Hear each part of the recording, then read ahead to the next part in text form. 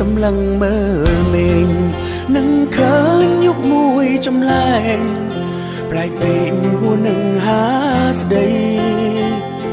បងហើយនឹងអូនជួបគ្នាក្នុងក្លឹមរាត្រី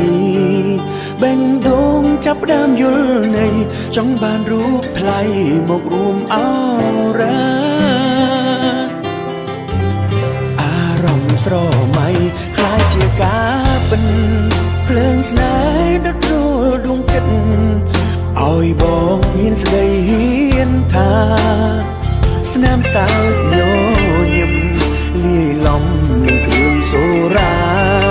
គៀកកាយអោបិនជីវ៉ាព្រោះតែស្នេហាសូរ៉ាចូលខ្លួនយំ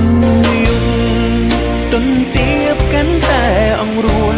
បងហើយនឹងនឹមនួនវិលវល់ក្រោមស្បៃរាត្រី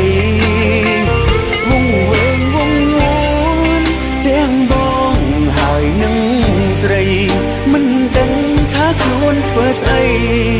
ដឹងត្រឹមមានថ្លៃគេងក្បែរភ្លឺឡើងបាត់អូនមិនដឹងទៅណា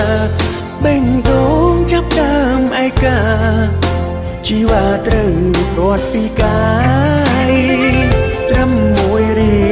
ត្រីពិសីអូនត្រូវឃ្លាតឆ្ងាយនៅតែកិនដល់ឆោមឆាយអោបេះដូងអើយមិនដេញឡើយនឹកគេ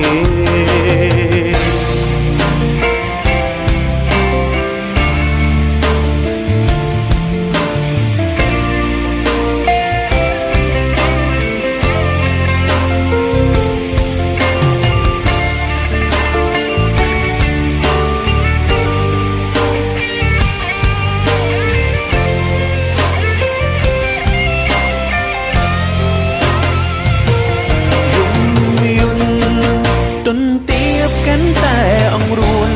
បងហើយនឹងនឹមនួនវិលវល់ក្រោមស្បៃរាត្រី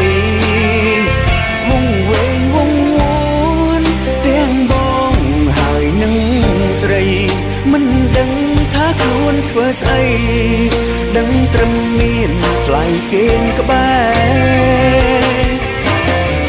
ភ្លឺឡើងបាត់អូនមិនដឹងទៅណាបេះដូងចាប់ដើមឯកាជីវ៉ាត្រូវព្រាត់ពីកា